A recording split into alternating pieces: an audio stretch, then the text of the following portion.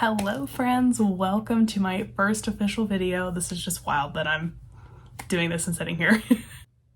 For those of you that don't know me, my name's Amanda and I have alopecia totalis. I do have a wig on right now just because I happen to be going somewhere after we're filming and it's already glued on, so it ain't coming off now.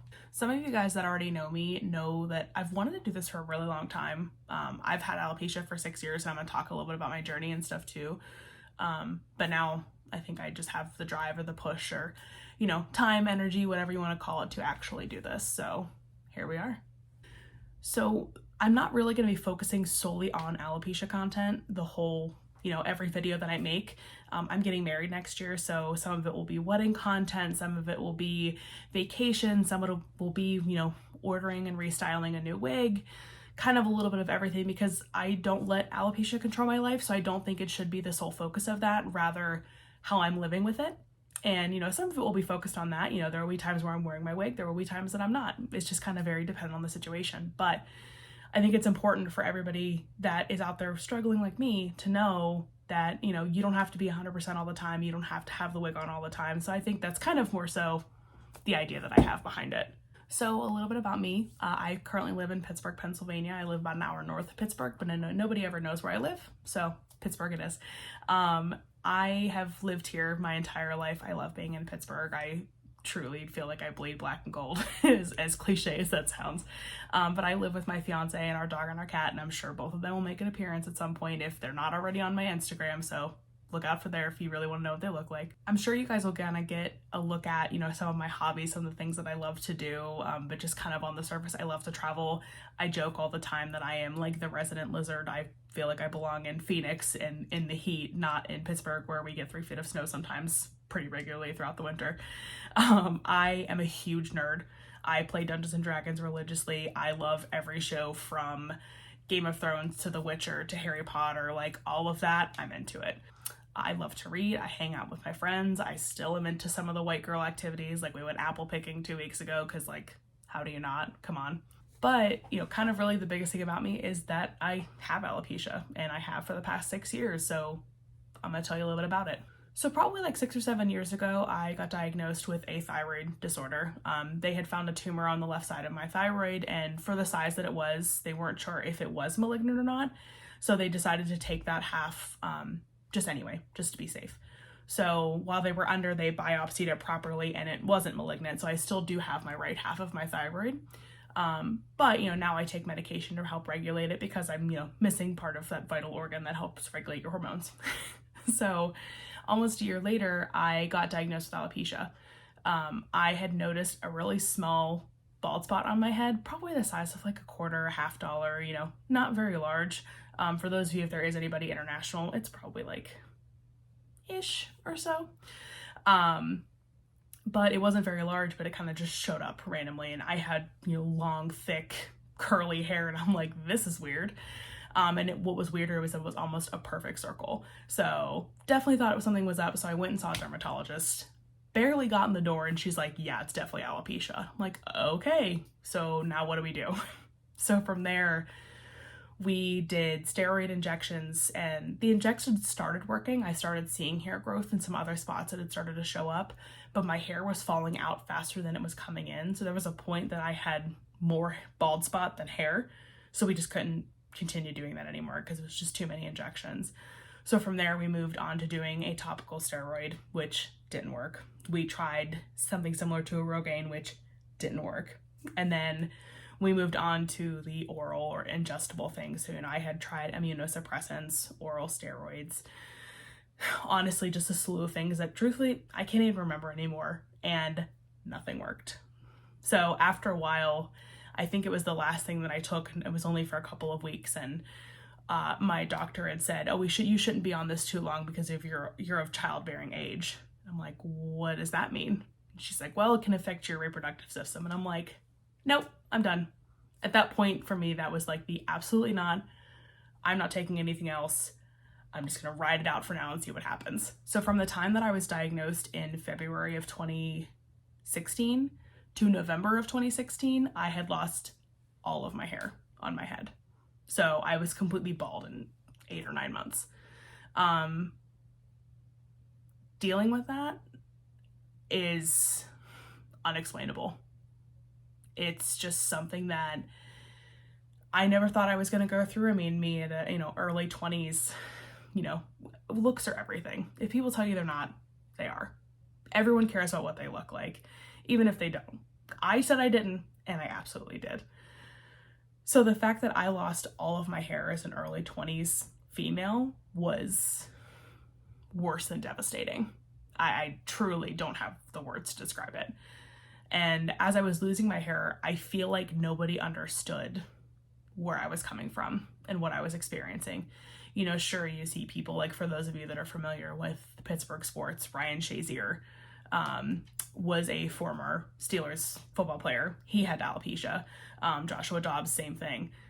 But, you look at people like, think really quickly, like Anthony Kerrigan, who's an actor, has alopecia. And there are more and more people now that are coming up with it, like Jada Pinkett Smith. So it's coming a little bit more common, not just kind of like, oh, what's this thing? Or, oh yeah, my cousin, had that when he was a kid kind of ordeal. Now it's actually a little bit more of a common thing to be talked about or, to be approached. But the mental state and the physical state that I experienced losing my hair was, I truly just have no words. I still have issues now, 6 years later. We started wedding planning, and I hate the fact that I'm gonna have to wear a wig in my wedding dress, but that's kind of a part of who I am now, and it is what it is. For me, my journey, I'm still on my journey. We're all still on our journey. If you're experiencing alopecia like me, our journeys, are our own. I haven't had any hair on my head, with the exception of like small patches, for 6 years. My hair's never come back. There was a period of about a year that I actually didn't have hair from my knees up at all. Eyelashes, eyebrows, armpits, nothing. Which was really annoying because I still had to shave my legs. Like, rude, honestly. As I was losing my hair, I was in a long-term relationship with a man. And about a year or two later, we broke up. For me, one of the scariest things was, what the hell am I gonna do now? Like, how is anybody going to love a bald person? When, we live in this culture that looks are everything. I know there are not people that are superficial out there, but I like to think that I'm not one of them now. But, that was a huge problem for me, was how am I gonna deal with this? How am I gonna date again? So when I was finally ready to date again, I did the millennial way and downloaded Tinder and Bumble and, checked all of those out and met my now fiance.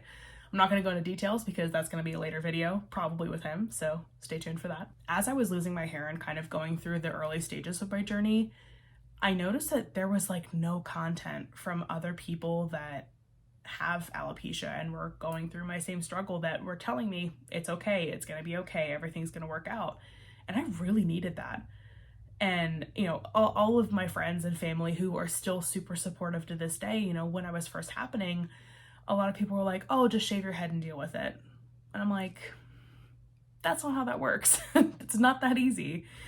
Or, hey, like, it'll be okay, it'll work out. And I'm like, but you don't know that. You're not the one that's experiencing it. You're not the one that cries yourself to sleep every night because you don't have hair at, 25 years old.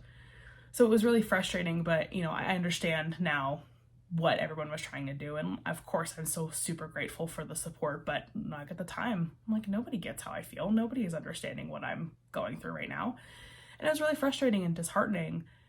So I think that's kind of the reason why I wanted to start doing this for folks that are, early on in their journey or still having issues wherever they are in their journey that are, not sure if it's going to be okay, because it is. It's going to be okay. My journey, and even still, I'm learning how to style wigs, what to look for in a good wig, where to purchase some good ones. Yes, Amazon is fine. Just be very selective and look at the reviews. I promise it's okay. That $22 synthetic wig and that $200 synthetic wig might not have that much of a difference, but just do your research. But my goal is just to, tell someone out there that needs it that it's going to be okay. It's going to be fine. Here's what I go through every day. Here's my journey. And for those of you that, may not have alopecia and know me, thanks for being here. Appreciate it. All of the videos that I release, like I said earlier, are not necessarily going to be all strictly alopecia related or topic related on hair loss, wigs, etc. But rather kind of my life and, me experiencing these things. I just don't care anymore. I used to hide my baldness when I would go to the store. Now sometimes I go out without a wig or a hair wrap or a hat of any kind, just because sometimes it gets hot in Pittsburgh. Like, I know it gets hot for people other places too, but it gets hot and I don't want anything on my head. So I just don't care. And it took me a long time to get to that place. So please do not think that because you have alopecia that you have to immediately be okay with it, because it took me a while to be okay with it. For those of you that have questions, concerns, you want to see me cover a specific topic, or have, clarification questions about anything that I've covered, there's a couple ways you can reach out to me. So you can do so on Instagram at thatonebaldchick, or you can send me an email at thatonebaldchick412@gmail.com. I'll make sure I put both of those in the description as well, just so it's a little bit easier for you guys. But I'm super excited for all of you to be here, and I can't wait to see where we go. See you later.